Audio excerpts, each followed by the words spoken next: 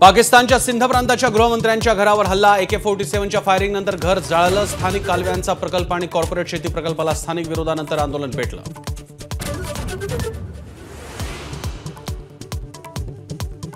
मला पाकिस्तानात लग्न करायचंय। गद्दार ज्योती मल्होत्राची पाकिस्तानी अधिकाऱ्यांसोबतचं नवं चॅट समोर। ज्योतीची पाकिस्तानात अनेक बँक खाती असल्याचं उघड।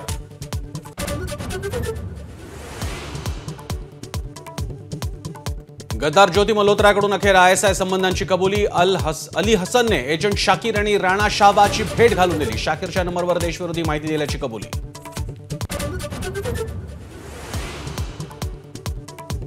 ऑपरेशन सिंदूरमध्ये अग्निवीरांचा भीम पराक्रम। पाकिस्तानी सैन्याला अग्निवीरांनी दिला जोरदार दणका। 2 अग्निवीर शहीद।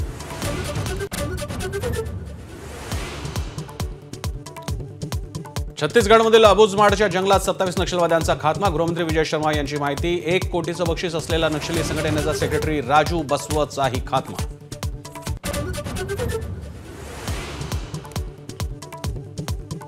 मुंबई पुण्यासह कोकण मध्य महाराष्ट्र मराठवाड्यात मुसळधार। अनेक भागात पिकांचं नुकसान। यंदा मान्सूनही वेळेआधीच दाखल होण्याचा हवामान खात्याचा अंदाज।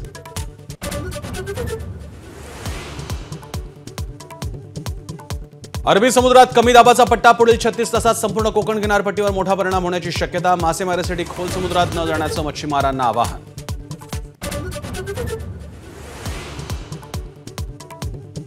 पूजा खेडकरला सर्वोच्च न्यायालयाचा दिलासा। पूजाला न्यायालयाकडून अटकपूर्व जामीन मंजूर। बनावट दिव्यांग प्रमाणपत्राद्वारे IAS झाल्याचा आरोप।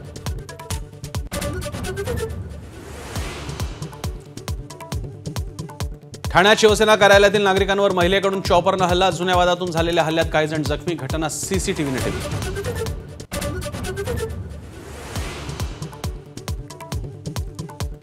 अजित पवारांच्या राष्ट्रवादीचे पदाधिकारी राजेंद्र हगवणेंवर सुनेच्या आत्महत्येप्रकरणी गुन्हा दाखल। फरार राजेंद्र हगवणेंचा शोध सुरू। हुंड्यासाठी छळ केल्याचा आईवडिलांचा आरोप। जावयाला सोनं चांदी गाडी दिल्याचा दावा।